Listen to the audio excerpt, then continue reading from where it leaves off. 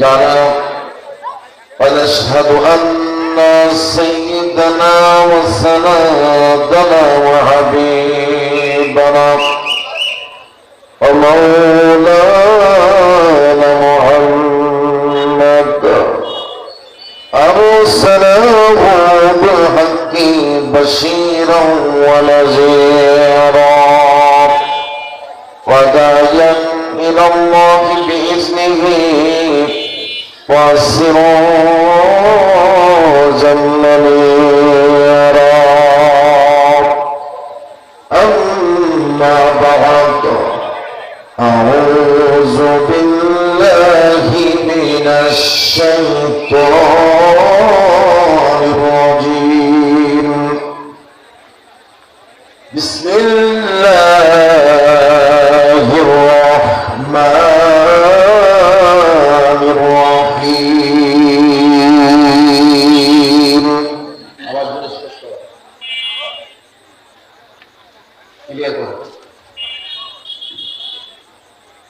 أعوذ بالله من الشيطان الرجيم بسم الله الرحمن الرحيم أحسب الناس أن يتركوا أن يقولوا آمنا وهم لا يفتنون ولقد فتنا الذين من قبلهم فليعلمن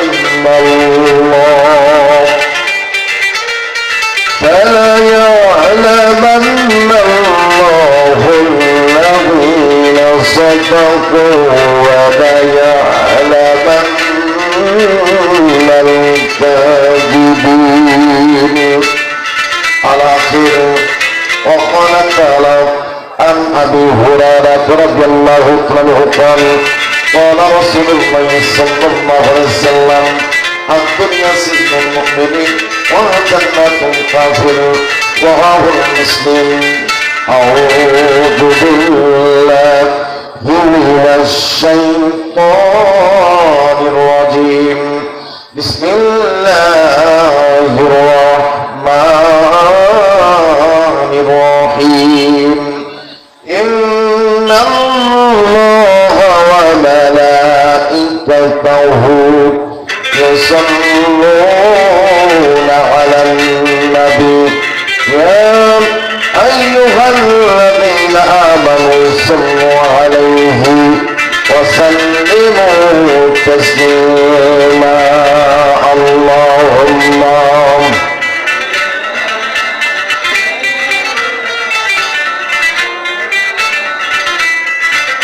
ولا آله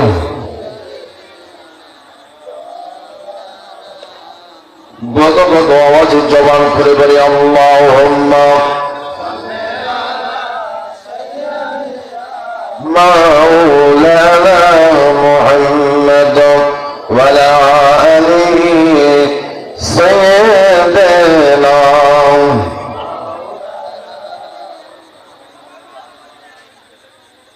বালাগাল উলা বিকামালিহি كشف الدجى بجماله حسنت جميع خصاله صلوا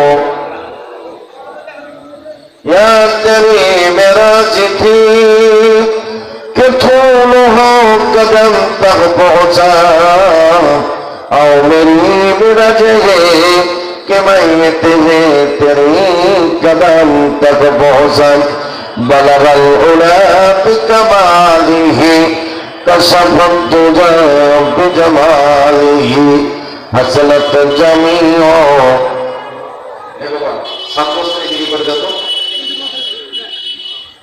بلغ العلا بكماله كشف الدجى بجماله حسنت جميع خصاله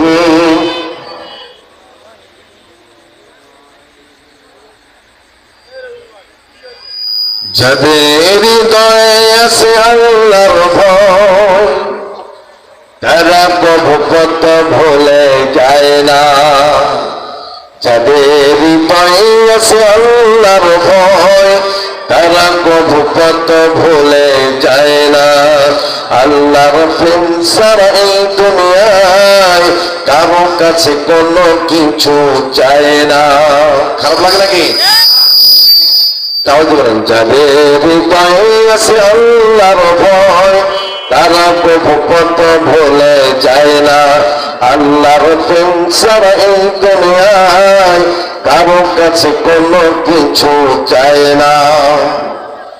রাতের আধারে যারা সিজদা করায় দু চোখের স্রোতে নদী যেন বয়। রাতের আধারে যারা সিজদা করায় দু চোখের স্রোতে নদী যেন বয়। সলনার হাত সালি যত আসো, সলনার হাত সালি যত আসো, পিছনে ফিরে তাকায় না। যাদের হৃদয়ে আছে আল্লাহর ভয় তারা কবু কত ভুলে যায় না। আল্লাহর প্রেম ছাড়া এই দুনিয়ায় কারো কাছে কোনো কিছু চায় না।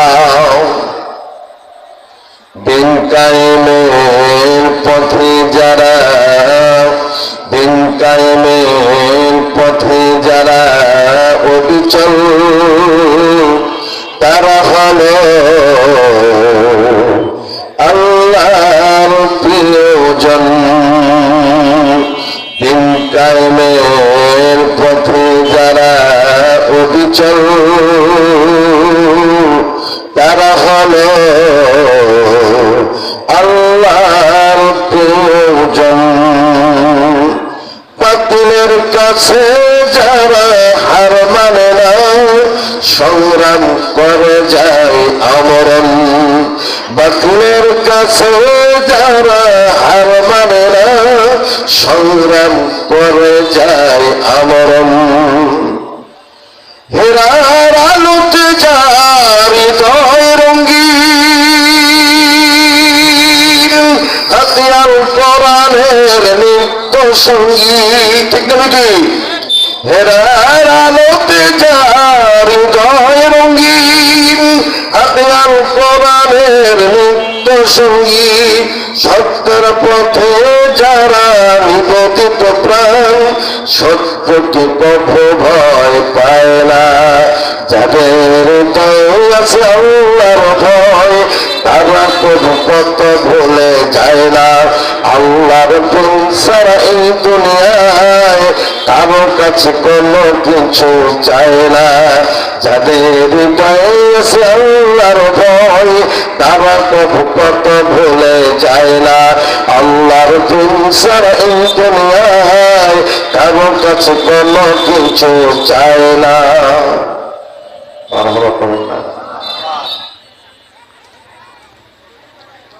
শালবাড়ি ইসলামী তরুণ যুব সমাজের উদ্যোগে ৭ম ঐতিহাসিক তাফসীরুল কোরআন মাহফিলের সম্মানিত সভাপতি জনাব মৌলানা মোহাম্মদ আল ইমরান বাবু হায়াত, সহকারী প্রিন্সিপাল দারুস সালাম মহিলা মাদ্রাসা পার্বতুল ও খতিব শালবাড়ি পুরাতন বাজার মসজিদ, সহসভাপতি আলহাজ মোহাম্মদ জসিমউদ্দিন শাহ, অবসরপ্রাপ্ত লাইব্রেরিয়ান শিক্ষক জুরাইল ফাজিল স্নাতক মাদ্রাসা। আজকের মাহফিলের প্রধান অতিথি জনাব আলহাজ মোহাম্মদ আনোয়ার হোসেন, সাবেক উপজেলা ভাইস চেয়ারম্যান, পার্বতীপুর দিনাজপুর ৫ আসনের মনোনীত পদপ্রার্থী, বাংলাদেশ জামাত ইসলাম মনোনীত প্রার্থী জনাব আমার শ্রদ্ধাভাজন এবং ইস্তাজুল মুকররম জনাব আলহাজ মোহাম্মদ আনোয়ার হোসেন সাহেবকে আমরা দোয়া করি আল্লাহ পাক যেন আমাদের অত্র এলাকার অত্র ২ থানার প্রতিনিধি হিসাবে আমরা যেন সংসদে মনোনীত করে আমরা পাঠাতে পারি। আমাদের অর্থ এলাকার সেবা করার সুযোগ দিতে পারি, এই জন্য বলে আমিন। আমিন।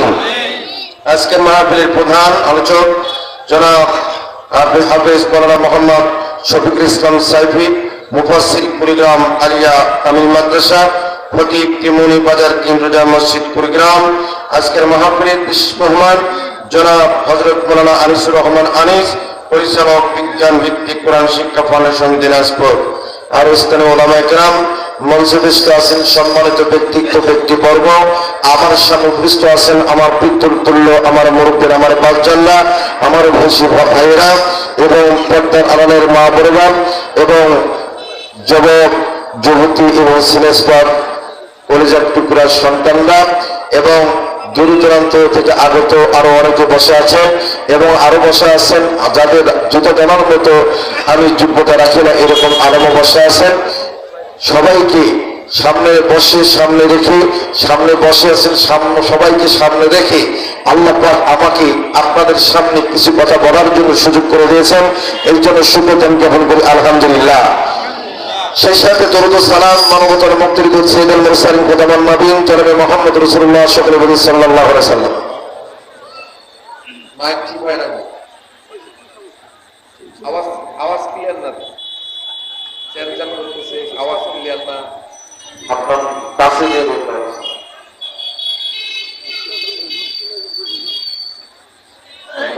আপনার মঞ্চের আওয়াজ আপনাদের কি কষ্ট হয়? আমি যদি আপনাদেরকে 20 সেকেন্ডের জন্য কষ্ট দিতে চাই, আপনারা কি কষ্ট পাবেন? সবাই একটু দাঁড়ায় যাই, ভাই প্লিজ, সবাই একটু দাঁড়ায় যাই। আসেন, আগে আসেন, একদম সামনে আগে আসেন।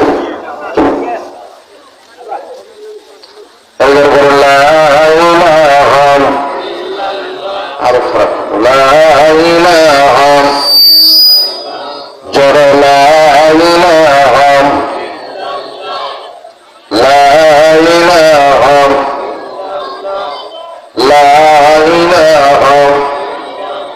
অনেকে আবার চলে যায়, দেখছেন, একটু সুযোগ দেওয়া হলো, একটু দাঁড়ায় কাছে আসি, না এসে তারা চলে গেল। চিন্তা করে আমি আপনাদেরকে সবাইকে আগে আসতে বলছি, আপনারা আসলেন কই? 5টা হাত করে আগে আসলে জায়গাটা ভরে যেত। আলহামদুলিল্লাহ, আমি এর কথা লম্বা করব না। আল্লাহ পাক যদি আমাকে রহমত করেন, বরকত করেন, করুণা করেন, আপনারা যদি দয়া করেন, ইনশাআল্লাহ কোরআন থেকে কথা হবে ইনশাআল্লাহ। আমরা এই মাহফিলে বসেছি খুশিকে, আমি কি কবরস্থানে কথা বলি? কথা বলেন না কেন? আমরা এখানে বসেছি খুশিকে, আওয়াজ দিয়ে বলেন খুশিকে, কথা বলেন। বেজার কে? জোরে বলেন না, বেজার কে? রমজান মাসের দুর্বলতা কাটেন এই 2 দিন খাওয়ার পরে। হ্যাঁ, আল্লাহু আকবার। কেউ দেখে না, দেখে কে? কেউ শোনে না, শোনে কে? সকল কিছুর রহমত বরকতের মালিক কে? আমার আপনার হায়াতের মালিক কে? আমার আপনার মৃত্যুর মালিক কে? আমার আপনার রিজিকের মালিক কে?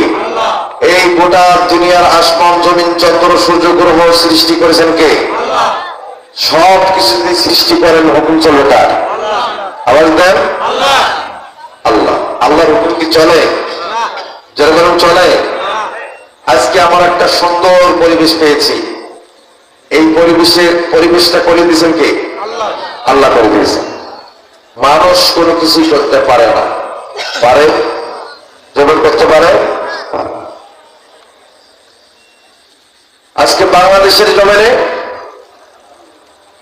আজকে যদি ইসলাম প্রতিষ্ঠিত থাকতো, আমাদের এই শালবাড়ি এলাকার মানুষ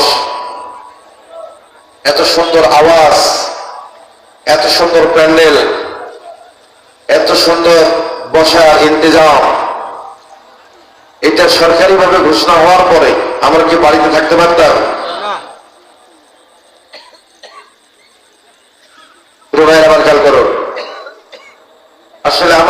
নষ্ট হয়ে গেছে। কি নষ্ট হয়ে গেছে? কথা বল না কেন? কি নষ্ট হয়ে গেছে? রুচি নষ্ট হয়ে গেছে। রুচি নষ্ট হওয়ার কারণ আমাদের ইমানের মধ্যে ভেজাল। কার মধ্যে ভেজাল? ইমানের মধ্যে ভেজাল। ইমানের মধ্যে ভেজাল থাকার কারণে আমরা 100% ইসলাম মানতে পারি না। পারি? আজকে এক আলেম আর একজন আলেমকে কাফের ফতোয়া দেয়, এটা হলো সেই বাংলাদেশ। ঠিক না বেটি? কেউ কয়ে দোয়া করো, কেউ কেউ দোয়া নাই। আমার জীবনের প্রথম ফতোয়া শুনলাম, যারা রোজা রাখছেন, যারা তারাবি পড়ছেন, কদর অনশন করছেন, মানে রমজান মাসের সিহরি, রোজা, ইফতার, তারাবি, এইগুলোর মধ্যে যারা জড়িত ছিলাম, ঈদের মাঠে যাওয়ার পরে সম্মিলিত দোয়া হলেই আমাদের সমস্ত ইবাদত নাকি ধ্বংস হয়ে যাবে। এরকম ফতোয়া এবার পাইছে কি পাই নাই? আমি একজন মুফতি, বুখারী শরীফ পড়ে শেষ করলাম, কিন্তু আমি কোনোদিন পাইলাম না দোয়া করলে অন্যান্য আমল নষ্ট হবে, এরকম কোন দলিল আমি পাই নাই। আপনি পাইছেন? কথা বল না কেন? এটা হলো সেই বাংলাদেশ। এটা কোন বাংলাদেশ? যার যেভাবে মন চায় সেভাবে ফতোয়া দেয়। আর আমরাও মুসলমানরা যে যার ভক্ত, এভাবে আমাদের মন মানসিকতা তৈরি হয়ে গেছে। যার ভালো লাগে না যে যত দামি কথা বলো, তার কথা শুনতে চায় না। কথা বলুন ঠিক কিনা বলি?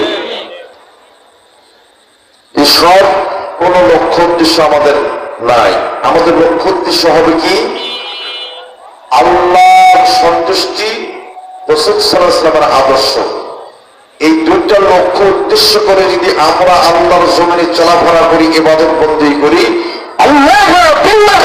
আল্লাহর কসম করে বলি, আল্লাহর জমিনে আল্লাহর বান্দারা নিঃসন্দেহে আমল করে, ইখলাস তৈরি করে, আল্লাহর জমিনে আইন প্রতিষ্ঠিত করে, এর সফলতা ভোগ করে আল্লাহর বান্দা জান্নাতের সার্টিফিকেট দিয়ে জান্নাত চলে যাবে।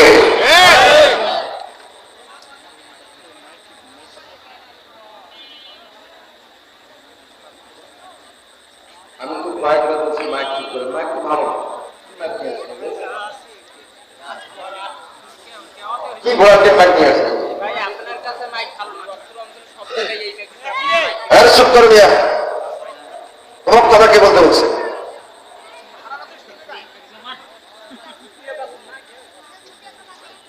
কথা কি আপনারা বুঝেন? এই দুনিয়ার জমিনে, বাংলাদেশের জমিনে আমাকে আপনাকে প্রেরণ করেছেন আল্লাহর দ্বীন কায়েম করার জন্য। কি করার জন্য? মুমিন দুই প্রকার, ইমানদার দুই প্রকার। ইমানদার কয় প্রকার? নামাজ পড়ে, রোজা করে, যাকাত দেয়, হজ করে, এটা এক প্রকার মুসলমান। আর এক প্রকার মুসলমান হলো যেটা এক নম্বর মুসলমান, নামাজ পড়ে, রোজা করে, হজ করে, যাকাত দেয় এবং আল্লাহর দ্বীন বাস্তবায়ন করে। এ হলো এক নম্বর খাঁটি ইমানদার। এক নম্বর কি? খাঁটি। আমরা আল্লাহর দ্বীন প্রতিষ্ঠিত করার জন্য বাংলাদেশের মুসলমান বিরোধিতা করি। কথা বলতে ঠিক না? শতকরা 8%, 9%, 10%, এভারেজ সমস্ত দল মিলিয়ে আমরা হয়তো 15% মানুষ সরাসরি এক একজন এক এক দলের যেভাবে হোক, যার যে দল পছন্দ ওই দলকে গ্রহণ করে দিন প্রতিষ্ঠিত করার জন্য তারা কাজ করতেছে। তারা নামাজও পড়ে, রোজাও পড়ে, যাকাতও দেয় এবং দিন কায়েম করারও চেষ্টা করে। কথা বলে ঠিক না ঠিক? কিন্তু এই 15% লোকের কি দায়িত্ব? আমাদের কি সবার দায়িত্ব না?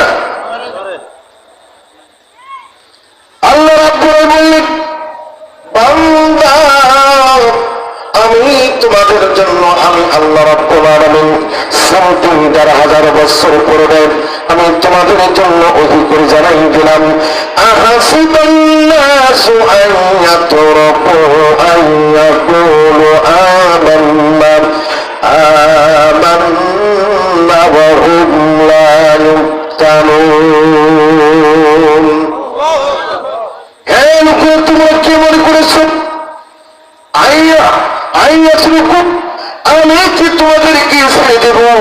আইয়া কোন তোমরা মুখে বলবে আমি আমাল্লা ইমানদার, আমি কি তোমাদেরকে পরীক্ষা করবো না? কথাকার আওয়াজ দেন। তোমরা কি মনে করেছো তোমরা মুখে বলবে ইমানদার, আমি কি তোমাদেরকে ছেড়ে দেব? আমি কি তোমাদেরকে পরীক্ষা করবো না? মুশরিকার। তার মানে এই আয়াত প্রমাণ করতেছে দুনিয়ার জমিনে তোমাকে আমি পরীক্ষা করবো জান দ্বারা, মাল দ্বারা, অর্থ দ্বারা, স্ত্রী দ্বারা, স্ত্রী দ্বারা বা বিবি দ্বারা, ছেলে দ্বারা, মেয়ে দ্বারা, সম্পদ দ্বারা এবং গরু বাছুর দ্বারা, ব্যবসা বাণিজ্য দ্বারা বিভিন্ন ভাবে আমি তোমার ক্ষয়ক্ষতি দিয়ে আমি তোমার পরীক্ষা নেব। কথাকার। হঠাৎ করে আপনার একটা গরু মরে গেল, 4 লাখ টাকা দামের গরু, আপনি যদি কান্দেন ওরে বাবা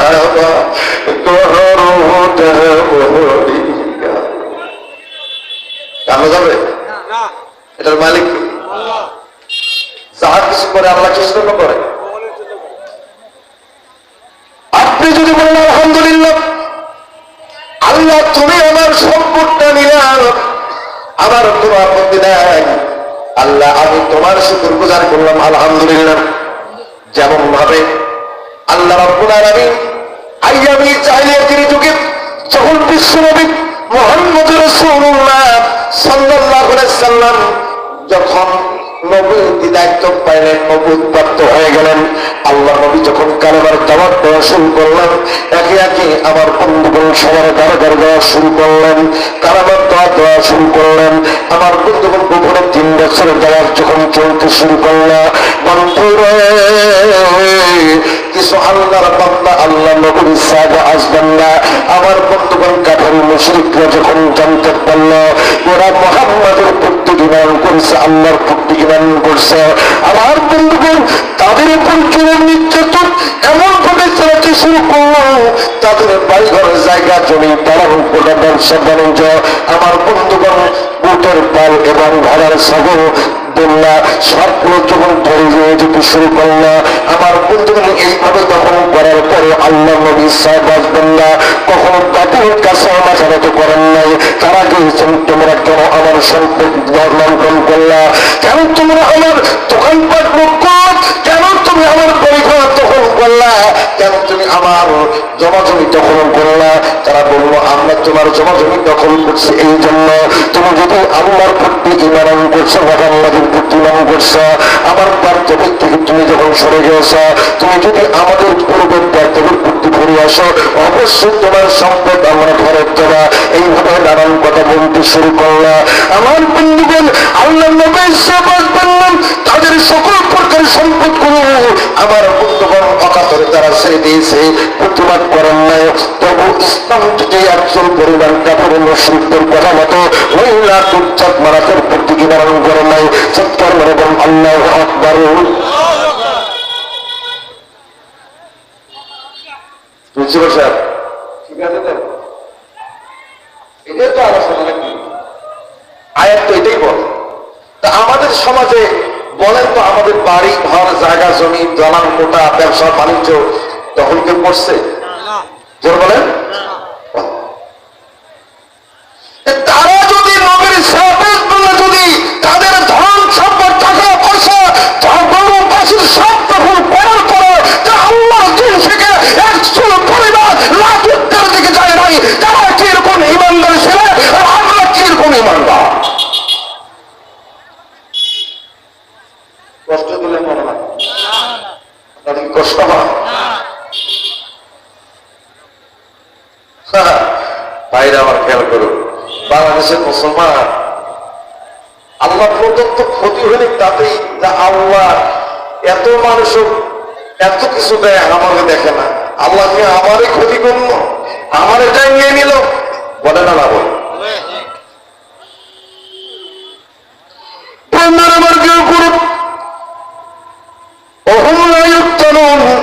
আল্লাহ রাব্বুল আলামিন পরীক্ষা করেছেন, যেমন আল্লাহ নবীর সাহাবাদেরকে আমরা সেই নবীর উত্তরসূরি, আমরা সেই নবীর সন্তান। জোরে জোরে বলেন সুবহানাল্লাহ। আমরা সেই নবী, আমাদের নবীর নাম কি? আমরা সেই নবীর উম্মত না? আমরা নবীর সন্তান। যদি বলেন যে হুজুর মৌলানা সাহেব দলিল কি? ইন্না আ'তাইনাকাল কাউসার, ইন্না আ'তাইনাকাল কাউসার,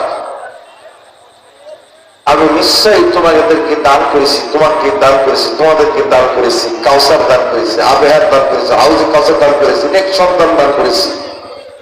আমার নবীর একের পর এক যখন সন্তানগুলো মারা গেল, স্ত্রীগুলো মারা গেল, আমার নবীর দুই হাঁটুর মাঝখানে মাথা যখন মতো করে কাঁদতে শুরু করলাম, আমার আল্লাহ বললেন, হে জিবরাইল আমিন, যাও আমার রাসূলকে এই সূরা এই ওহী অবতীর্ণ করে যাবে না।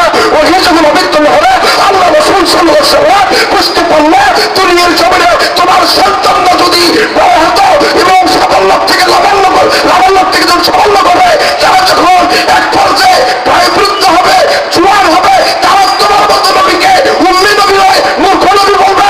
আর তোমার সন্তানরা উচ্চ শিক্ষিত হিসেবে দাবি করবে, ইসলামের প্রেক্ষাপট সৃষ্টি করবে। আমি তোমাদেরকে এমন এক সন্তান দিলাম যে সন্তান আখিরাত পর্যন্ত তোমার দিনের জন্য, তোমার আদর্শের জন্য, আমার ইসলামের জন্য, আমার কোরআনের জন্য জীবন দেবে, অর্থ দিবে, টাকা দিবে, সব কিছু দিয়ে নিজের রক্ত দিয়ে জীবন দিয়ে ইসলাম কায়েম করবে। শিক্ষা বললাম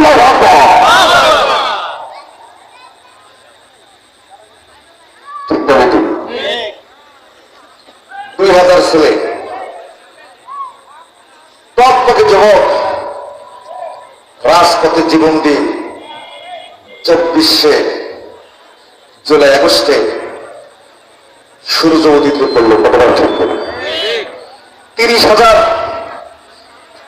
হাসপাতালে বেডে, বাকি 5,000 হলো মৃত্যুবরণ করলো।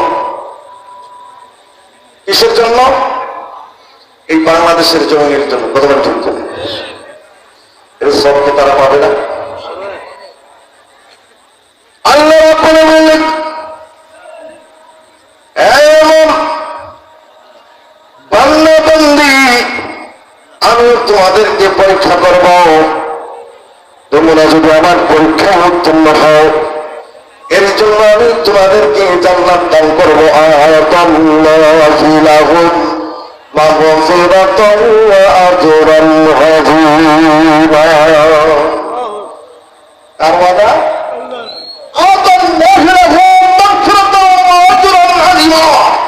আমি ওয়াদা করলাম আমি তোমাদেরকে ক্ষমা করবো, মাফ করবো, আজরান আযীমা, আমি তোমাদেরকে পুরস্কৃত করবো। জানলা কথাটা জোর বলল, কথাটা।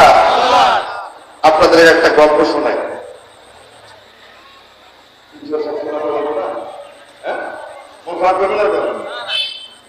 বলবো এক রিক্সা চালক, এখন তো রিক্সা নাই, তো ভ্যান চালক, ভ্যান ছিলেন তো। এই ভ্যান চালক মনে দুঃখ, আহারে এত প্যাসেঞ্জার টানি, এত সুন্দর সুন্দর মেয়ে আমার ভ্যানে ওঠে, এত সুন্দর মেয়ে কি আমার কপালে আছে? মনে হয় না। ছেলে একদিন আল্লাহকে বললো যে আল্লাহ তুমি একটা বউ আমাদের সুন্দর বউ দিও, এরকম স্কুলে পড়া একটা ভালো বউ দিও। হঠাৎ করে ছেলেটা কি হয়ে গেল? বিয়ে হয়ে গেল। কি হয়ে গেল? আরে ভাই কথা কর, বিয়ে হলো। মেয়ে হলো 8 পাস। কি পাস? 8 পাস। 8 পাস মেয়ে কিছু তো ইংলিশ পড়ছে নাকি? কি করা আপনারা ইংলিশ পড়ে নাই? এখন ইংলিশ পড়া মেয়ে 8 পর্যন্ত পড়ছে, ইংলিশ কিছু জানে, কোন রকম আই লাভ ইউ বলতে পারে। কি বলতে পারে? আই লাভ ইউ বলতে পারে। বাস বাসরাতে বাসর ঘর হলো, বিবাহ কিস্তির জ্বালা, বিয়ের পরের দিকে রিক্সা না চালালে কিস্তি দেওয়া লাগবে, কেমনে দেবে? ভ্যান নিয়ে বের হয়েছে। বের হওয়ার পরে এই ছেলে বের হচ্ছে, তখন ওই মেয়ে বলতেছে আই লাভ ইউ। কি বললো? I love you. এই ভ্যানসার উত্তর আই লাভ ইউ উত্তর বলতে পারবো না। খুব মজা আনন্দ, যাহারে এই কথা আমার জীবনে আমি শুনতে পেলাম, আলহামদুলিল্লাহ। ছেলে মনের সুখে গান গায় আর যায়, গান গায় আর রিক্সা গান চালায়, চলতেই থাকে। বাড়ি আসছে, আসা মাত্র বলছে আই লাভ ইউ। ছেলে অত্যন্ত খুশি, বউকে বাজারে ব্যাগটা দিছে, বাজার নাও, এই যে আজকের টাকা নাও। গা গোসল করে নতুন বউ বাতাস করে, স্বামী খায়, কি আনন্দ। এইভাবে চলছে। তৃতীয় দিন ভ্যান নিয়ে বের হয়েছে, আপনার এই গ্রামে ওই ছেলের বাড়ি যশাইঘাটের মোড়ের মধ্যে যায়। আমবাড়ি থেকে একটা আসতেছে, এই শালবাড়ি থেকে মেন রোডে উঠতেছে বাস, দুই ভ্যানের ধাক্কা খাইয়া 4 ইঞ্চি চিরা গেছে। কয় ইঞ্চি? 4 ইঞ্চি কাটা গেছে, গিয়ারের দাঁত লাগে, রক্ত সস্তর করে বের হয়ে গেছে। ফোন করে বাড়ি এসে বলছে,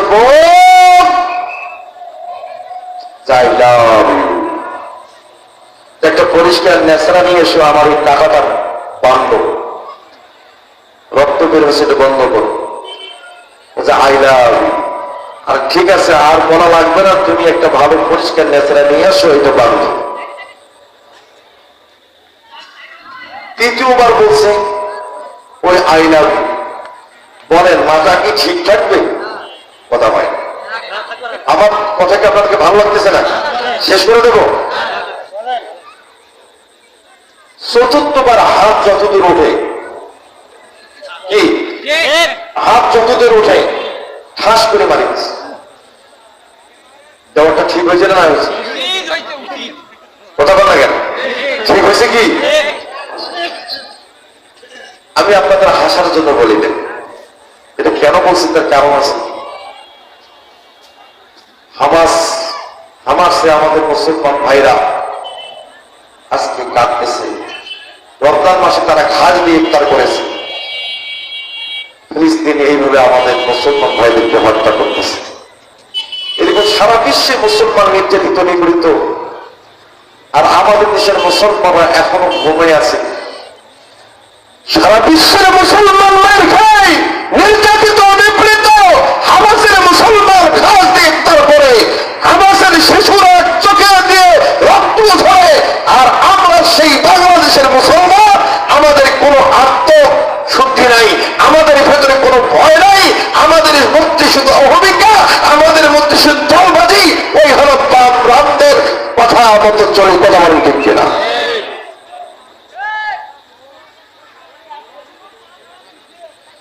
যে দিনের জন্য হযরত ওসমান রাদিয়াল্লাহু তাআলা কোরআন তেলাওয়াত অবস্থায় জীবন দিয়েছেন, যে দিনের জন্য হযরত আলী রাদিয়াল্লাহু তাআলা কোরআন পড়ারত অবস্থায় জীবন দিয়েছেন, যে দিনের জন্য হযরত আমির হামজা রাদিয়াল্লাহু তাআলা নিজের কলিজাটাকে ইসলামের জন্য বিলিয়ে দিয়েছেন, যে দিনের জন্য 2.5 বছরের শিশু আলী আসগর